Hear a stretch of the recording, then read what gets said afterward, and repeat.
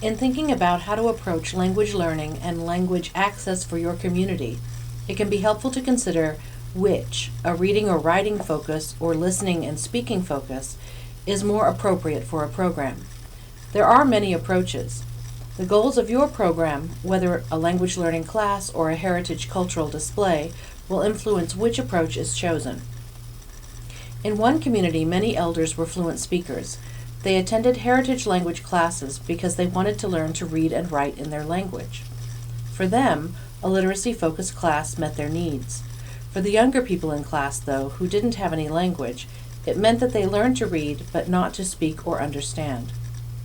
Due to limited resources, many language communities focus their efforts on formal language teaching and learning.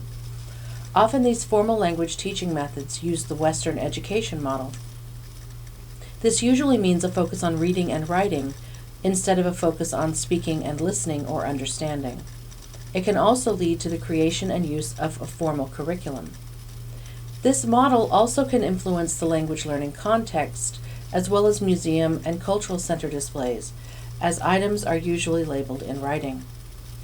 A focus on literacy in language teaching can also impact teaching methods.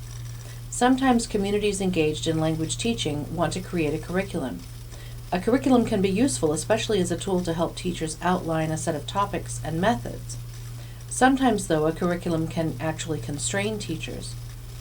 In one community, I observed a change in how teachers approached leading their classes after the language department provided a curriculum. Before the curriculum, teachers used reading and writing much less than afterward. They used flashcards with pictures, puppets, acted out scenarios, discussed weeks, engaged in conversation, shared food, all without using writing. After the curriculum, almost all class time was devoted to reading and writing and completing workbook exercises. But how, some might ask, can a language be provided without writing? Just as infants learn by listening in context, so can later language learners. When infants are learning their language, they simply listen. Listening comes long before reading. For many younger or less fluent language learners, learning how to listen and understand is a first step. This can be accomplished through simply speaking the language and providing context through visual cues, such as pointing, showing, gestures, and body language.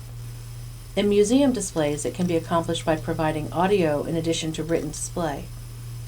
For example, one cultural center I recently visited has images of items next to buttons visitors can push to hear audio of the items' names.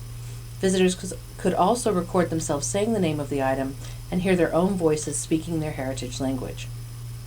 How to approach helping community members access a language is an important consideration. There is no one-size-fits-all approach. It's important to consider, though, the goals of your community in planning programs and choosing a focus on literacy, orality, or both.